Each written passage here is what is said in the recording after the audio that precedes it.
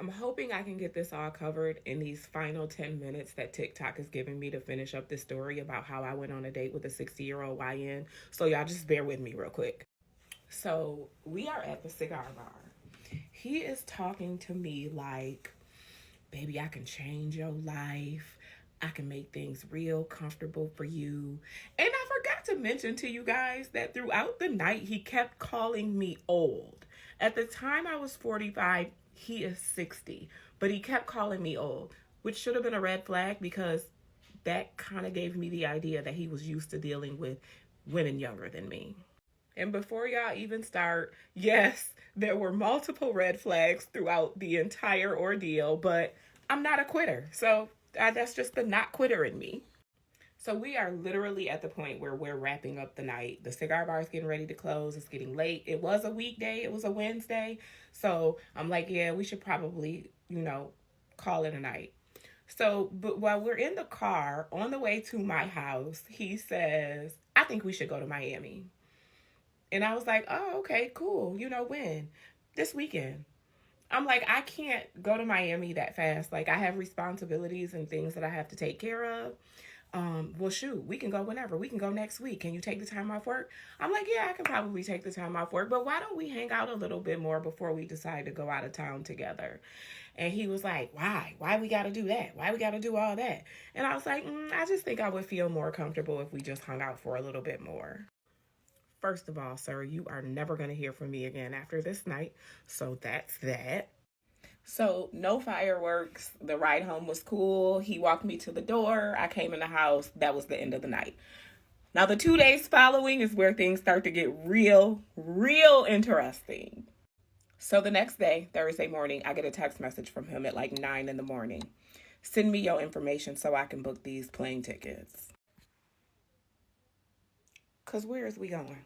So he's like, I'm about to book these tickets to Miami. You said 2 weeks and we can go.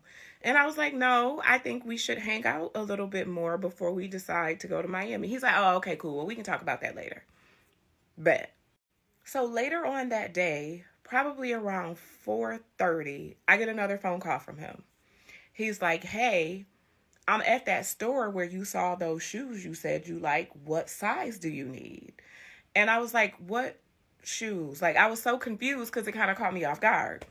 And he was like, them shoes you said you saw earlier in the week, I was just go grab them for you. I was like, oh, that's a really nice gesture, but you don't have to do that. And he was like, why? I want to do it. And I'm like, it's okay. You don't have to. Before y'all come for me in the comments about allowing him to buy me something, I know who and who not to accept gestures from. Believe me.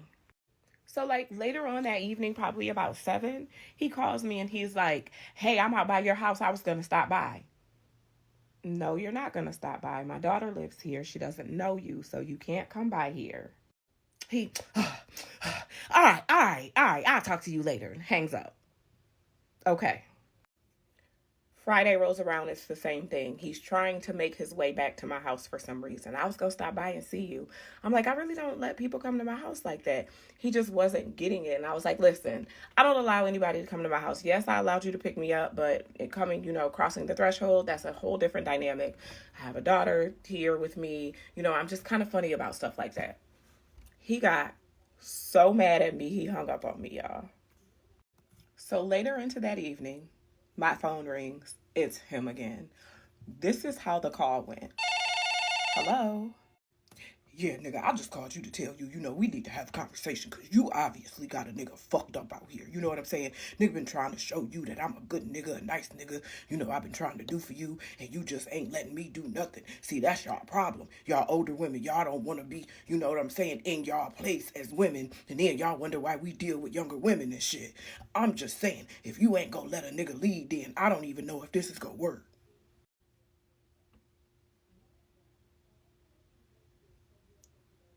Hello? Yeah, you can't hear with them old ass ears. See, that's why I don't be fucking with y'all old bitches. That's exactly why I should have left you where I found you. Bye, bitch. He hung up on me. And I blocked his ass. The end. Now y'all thought that was something. Wait till I tell y'all about Seagram's Gin. Stay tuned. What a sin.